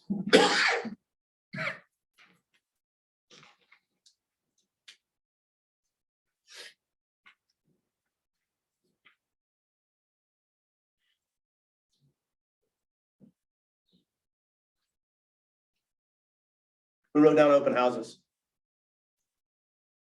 Several. So let's build a plan together of how you're gonna do your next open house to capture as many leads as you possibly can so that you can communicate with those contacts and leads in an effective and purposeful way in the future. So what are we gonna start with? We've determined that we're going to have an open house and it's going to be on Sunday from 2 to 4. We already know that information. So what are we gonna do from there? Circle prospects. Okay, when? Well, beginning of the week, Okay, so the beginning of the week, we're gonna start circle prospecting for an open house. I time block. You know, at least depending on how many homes, depending on the neighborhood, right? It could be 30 homes, it could be 50 or 60, right? So. Yep. Time block yourself, you know, make sure you got adequate time to get to every single home in that neighborhood. For sure. So we're gonna time block some time to circle prospect our open house, and we're gonna have a script that's gonna do what? What's the purpose of the call? Are we just advertising the open house? Are we inviting? Are we looking for neighbors? What's our call to action? What's our MOFR? Get their info. What's our MOFR? I wanna make an offer for an immediate response, right? So what am I gonna use? Remember, we gotta build a plan, right? And a plan to me is very specific. It's an action. I wanna know exactly what I'm gonna do. If I'm going hunting, I know where my boots are at the next morning, right? I know where I've placed my weapon. I know where I've placed my ammo long before I've ever started this hunt. I know where that's at, right? So what am I doing? Where's my plan? So scripting to basically invite them to the open house to come meet you. Cool, so we're gonna just invite, that's our making an offer. We're inviting them to come tour the house with us on Sunday from 2 to 4. Cool, so we have that. We're gonna do that on Monday. Then what? Directional signs. Cool, when? I think they said Thursday on Sure. last week. Yep, so we're gonna place some directionals as early as Thursday, Wednesday. We're calling earlier. So we're assuming that this house is listed already, I hope. In a TCPA compliant way, of course, which is always important. But, so we're calling, we're circle prospecting. What else are we, and we're putting out directionals. What else are we gonna do? Door knock. Cool, when? Thursday, Friday. Thursday, Friday. So while we're putting out directionals, maybe, we're gonna save some time, effort, money, gas, and we're gonna go ahead and door knock while we're putting out directionals. And then what? We've done that. Same script as on the phone. Just in person, invite them to the open house. Sure, and then what? Day of the open house comes, then what? Maybe door knock again, some houses that you didn't hit beforehand, get there early, prepare the house, flick on all the lights, stand outside in the front, put out balloons, all of those different things, right? Attract as much as you can. run some social media ads, all of those different things that you could possibly do to advertise your open house and then hold the open house, right? There's tons and tons of things that you can do, and there's a playbook that you can, if you follow it, you should be able to generate more leads from that as well. There's one I watched a Maps Fast Track, Jim Davis put it out, I think, right last month. And then if you go to the YouTube page, it actually pulls out their Facebook, their playbook on open houses. If you did just a part of that playbook, you probably are gonna find some future business. And it's all out there for you to use and find on YouTube. Any questions on any of that?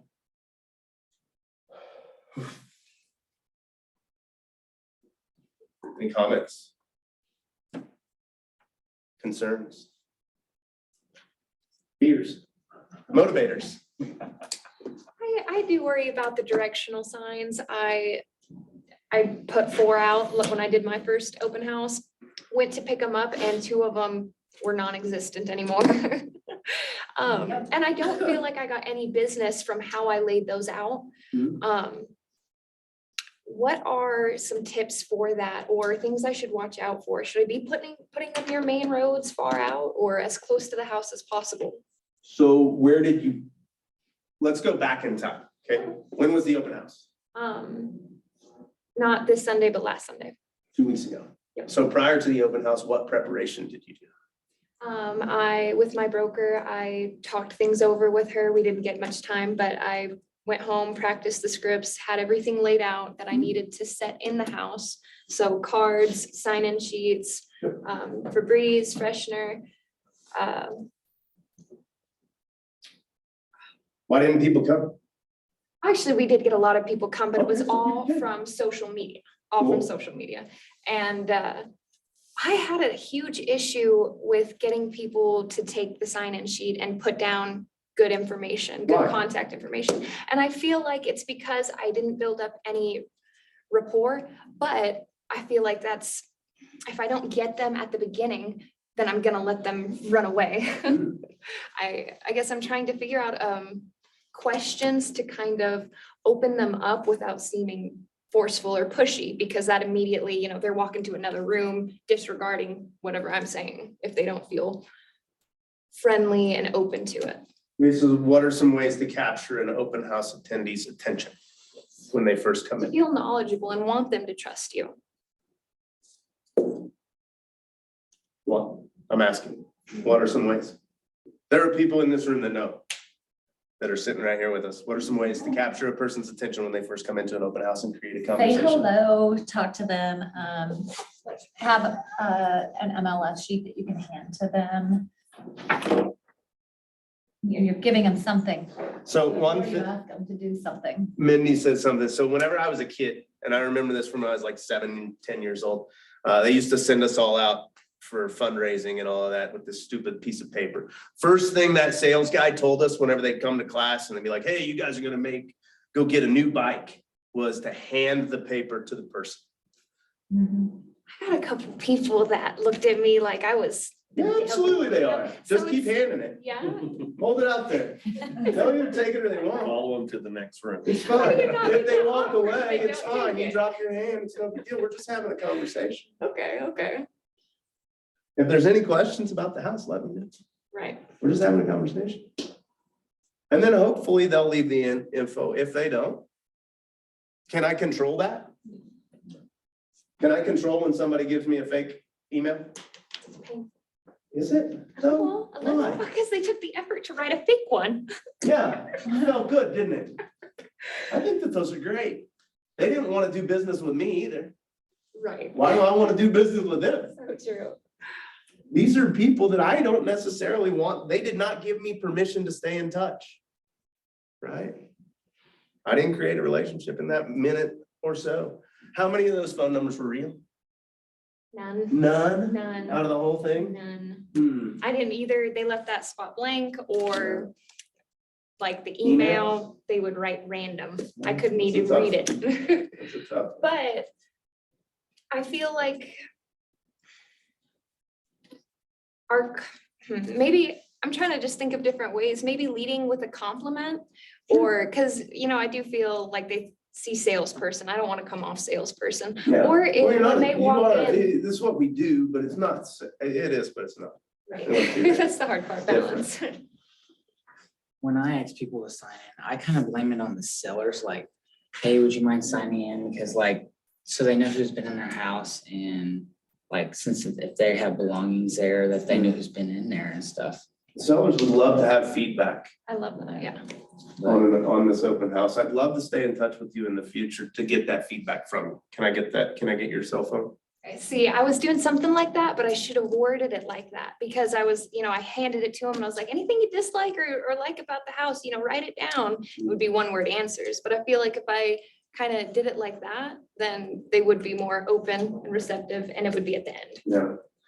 And then ask questions. Has anybody read Shift? The book Shift? Yeah. Started? Yeah. So I don't remember the chapter and I think the book's in my office right now, but there's a whole 2-page section of just questions to ask somebody, qualifying questions. If you go through those questions with somebody, even via text, it works. It's really, really funny to see the things that people have done in the past that actually just work. We don't have to reinvent these wheels. We don't have to reinvent the conversations even. They're out there, they've been out there forever. Just make them your own and study them and become, a master at your craft. Was that a book you mentioned? Shift. Shift? Mhm.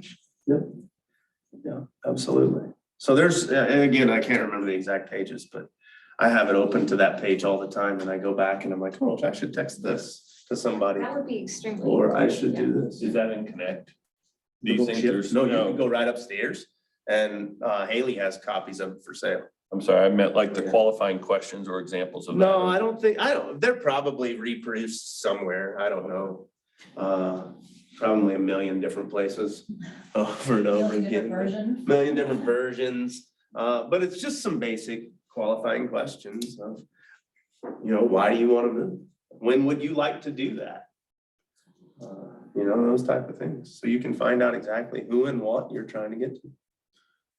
As we wrap up today, does anybody have any ahas about what we've covered today? So let's start with message and method. We covered that earlier today. Any ahas on message and method?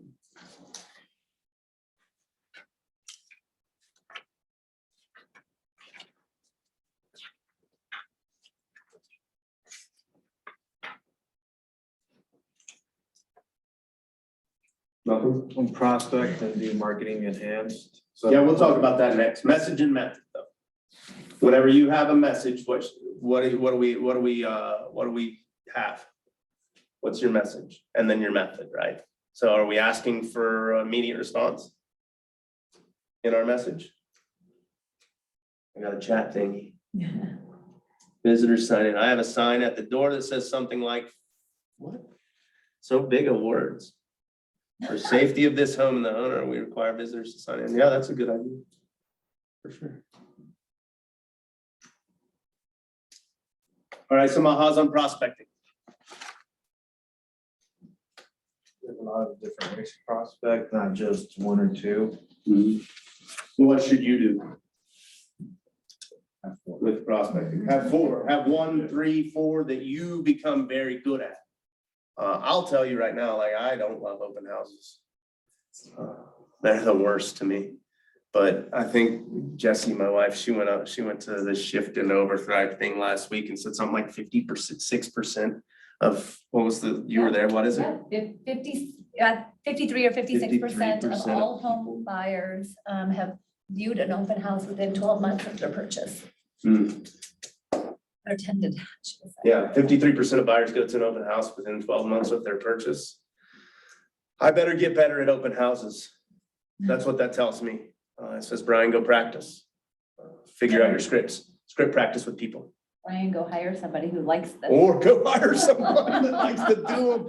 No, I'll just go get good at them. It'll be more fun that way for me. It'll be a struggle and I'll do it the hard way.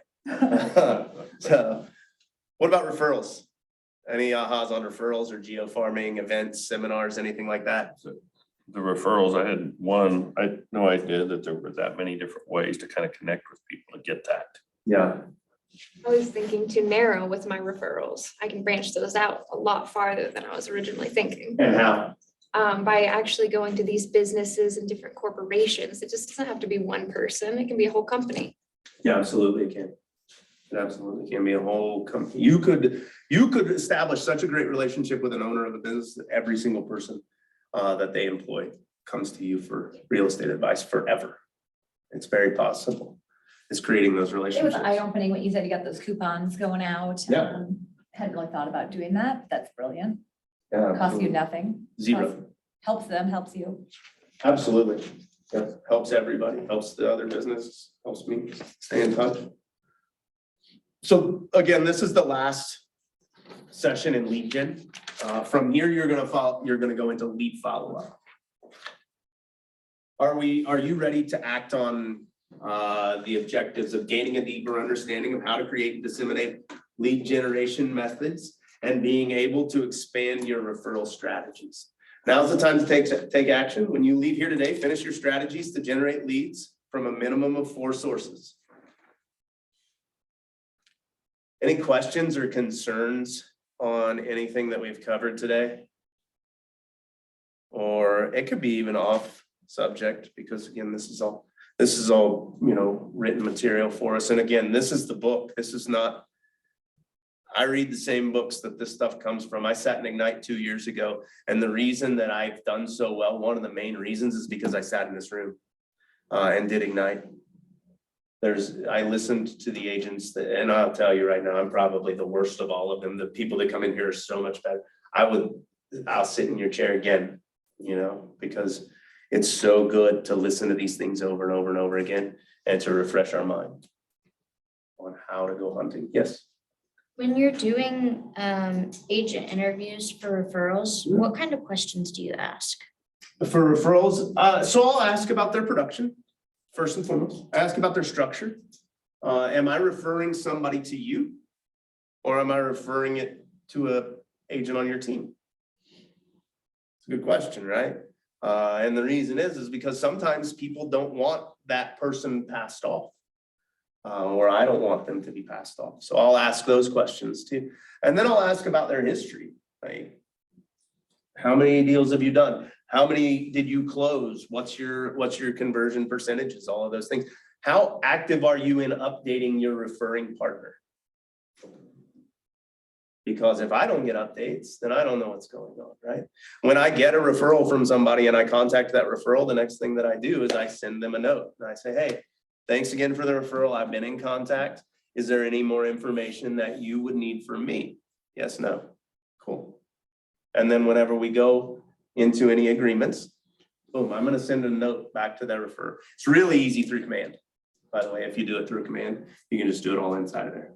Do you have a preference between individual versus team? No, I don't. And Personally. production wise, what are you looking for? Do you have a, I'm looking for somebody that's done a little bit of business, but not necessarily, I don't need somebody. So my best referral partner that I send referrals to is down in Little Rock. Her name is Megan Swanson. I think she did 4 deals last year, 4 or 6. 4 of them came from me. She's a great agent and has taken care of my people very, very well. And I call her on her birthday and I text her and she texts me on her birthday and vice versa. And we've created a relationship to the point our last text message was, you only live 3 hours from here, dummy. Why haven't you come down and had lunch yet? Right. And I got all of these friends down in Little Rock that I sent. Okay. So next month, we put on the calendar to go down to meet her in person. And it's going to be a business trip for me to go meet my referral partner in Little Rock, and I'm going to get to see my friends too. Yeah, things like that. Well, so what am I looking for? I'm just looking for somebody who's going to do a good job and number one, take care of my people that I give them, and then close their deal. Because if I'm giving you somebody, they want to purchase a house or to sell. So yeah, that's my best one. I think she's basically part-time. Any other ahas, questions, concerns, anything like that? Well, thanks guys for sharing all of that stuff today. Your action today should be to finish your lead gen. your lead gen plan and make a commitment to yourself and to your accountability partner to follow through. And then also text your accountability partner and say, hey, accountability partner, I did this today, what did you do? And actually ask the question from your accountability partners. So each day in Ignite, you grow how you think, feel, and act, and implement what you learn. From learning and your ahas, you move forward towards the achievement of your big life, and that's what we're here for, right? To achieve our big goals. Ask or go ahead and write down how you've grown in each of thoughts, feelings, actions, tools inside of your participant guide for the next 5 minutes, and then take the time to reflect on what you've learned because it's important in building your confidence and celebrating your growth. So at the end of it. So next 5 minutes, if you could, just write down those things, 2, 3, 5 minutes. How's your thinking changed? What do you feel differently about? How will your behaviors be different from going forward? What actions will you take? And then what tools, models, or systems will you use, and how will they make you accountable?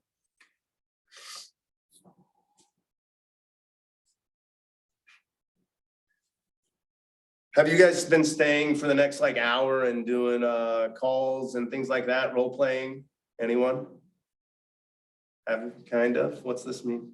Sometimes, yeah, sometimes Sometimes yes, sometimes no. Yeah. Is there anything more important? What are the 5 things you should be doing as a real estate agent? Anybody? Lead generation? Times 5, yeah. That's 5. I love it. Yeah. Lead generation. So what else? It's all about. Lead conversion. Okay.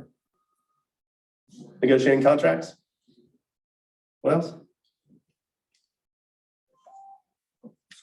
Scripting and role playing. That's what else. Follow up, yeah. So all 5 of those all the time. So make sure you're practicing the scripts. So the time's in here to do it. You've built the time into your schedules by being here and blocking off the Ignite time. And then after this, like I said, Nicole's coming down. She's going to talk about some database stuff as well as command, get a little bit more specific in any of those. And I'll stick around too. I'm pretty good at using command. So if you guys have any questions, I'm happy to stick around and help with that too. So for the next 2 hours, you're supposed to do your success system and stuff. Role play conversations. Yes. You use command a lot, right? Yeah. How many tags are you finding? I've got some people in there using tags very minimally, but I want to go back through and do a Yeah. diligent job. And I keep kind of talking myself in and out of ways to do it. I know some people use a ton of tags, some people you hardly use any. You've been doing it for a little bit. Yeah. What are you finding? I'm getting better at using tags. Yeah. Do you have a lot of tags? I have the basic ones that are already automated. Right. And then they've started through the 30-60-90. They gave us a list of like 1 million different tags and how to categorize and all of that stuff. All that. Overwhelming. That's a lot overwhelming, but I think if you do it little by little, I just put the list aside. And then as we're getting into it, I know that I want to have their occupation because I listened to that. I'm like, oh, all right, well, I should get better at least putting it in. So I'm getting better at using tags, not only in the sense of I'm using them as triggers too for smart plans now. Right, okay. So, yeah. But yes, I'm getting better. I have like 5 extras, 10 extras. I put in whether it's a referral or not.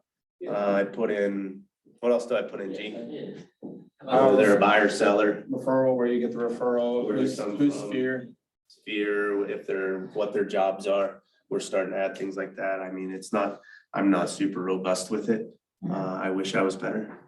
But, you know, I say I wish, I'm getting better every day as we move forward. But it wasn't something I put a ton of effort on when I first started. So it's catch up for me too.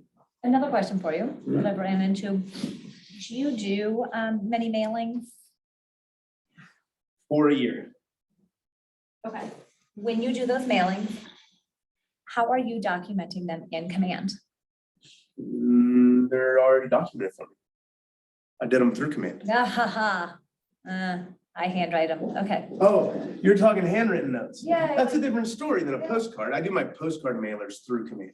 Yeah, no, I'm Uh, talking like Christmas cards. Yeah, I would make a note.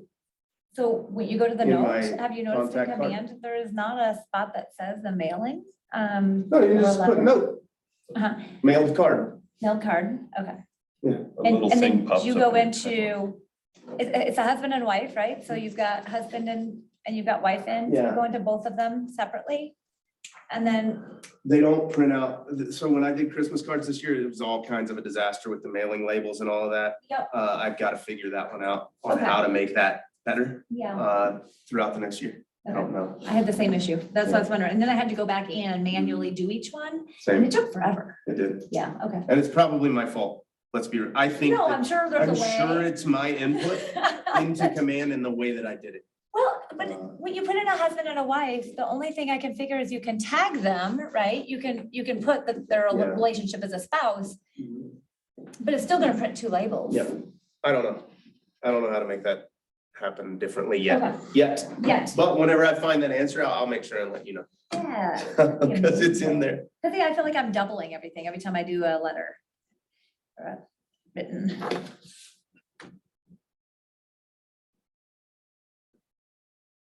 Yeah. I think that's it, isn't it? Sorry, it got good to get really, really quiet. Are there more letters, Nicole? No, No, no, don't say no. no. They shipped, but we don't have tracking for them. Oh. Yeah, they're coming and we We did 2 separate orders for them. So I'm hoping that they show up like in the next day or 2. Because they shipped last Monday, last Tuesday, it said fulfilled. So that's why we thought, oh, maybe then they got Yeah. delivered, it said fulfilled. Is it my turn? Your turn. Okay. We were going through the success system, but nobody made any calls. I'm just joking. Oh, I'm just joking. well, don't be. Yeah, scared no, for we that. finished up the part of it and I think it was pretty decent. I love it. Great. You can stop. I'm gonna stop sharing. Probably too much conversation going on. No, it's great. Conversation's awesome. I'm gonna stop recording.